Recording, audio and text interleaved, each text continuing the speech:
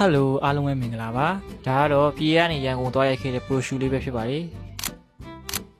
နေရာလေးကတော့စိမ့်လန့်ဆိုပြေမှာပါလေတွေကတော့တော်တော်လေးကိုတိုက်နေပါတယ်နိုင်နော် ready 1 2 3ပြောမယ်နောက်ခံ background အပြာအိုမှာ model ဝတ်ဆောင်ကလည်းအပြာအနူလေးဖြစ်နေတော့ပုံထွက် result လေးတွေကတော့တော်တော်လေးကိုလှနေပါတယ်ဓာတ်ပုံရိုက်ဖို့စဉ်းစားနေတဲ့သူတွေဆိုရင်ဒီလိုမျိုးလေး try ကြည့်ဖို့ recommend ပေးပါတယ်ဒါကတော့ model နေရာထိုင်ပေးတဲ့ညီမရုံးမြတ်စံဒီပဲဖြစ်ပါတယ်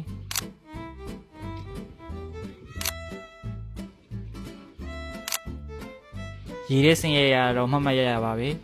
စွန့်စားလည်းရပါတယ်အဓိကစွန့်စားရတော့မော်ဒယ်ပါမော်ဒယ်ရဲ့စွန့်စားမှုကြောင့်လည်းပဲပုံကောင်းလေးရရှိခဲ့ပါတယ်ဒါပြီးရင်တော့နောက်ထပ် location တစ်နေရာချင်းပြီးတော့ရိုက်ပါတယ်ဒီနေရာပုံလေးတွေကိုတော့နောက်ထပ်ကာလာတင်တစ်ခုနဲ့ဆန်းထားပါတယ်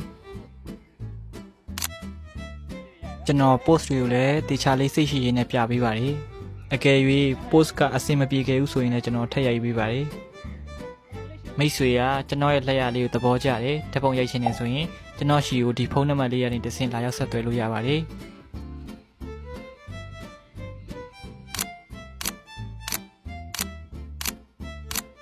ကျွန်တော်ရဲ့ vlog လေးကဒီလောက်ပါပဲအဆုံးထိကြည့်ပြီးတဲ့အတွက်ကျေးဇူးအများကြီးတင်ပါတယ်နောက်ထပ် vlog တွေမှာပြန်တွေ့ကြပါမယ်အားလုံးပဲကျမ်းမာရှင်လန်းပါစေ Dream Traveler ဒီတရားပါ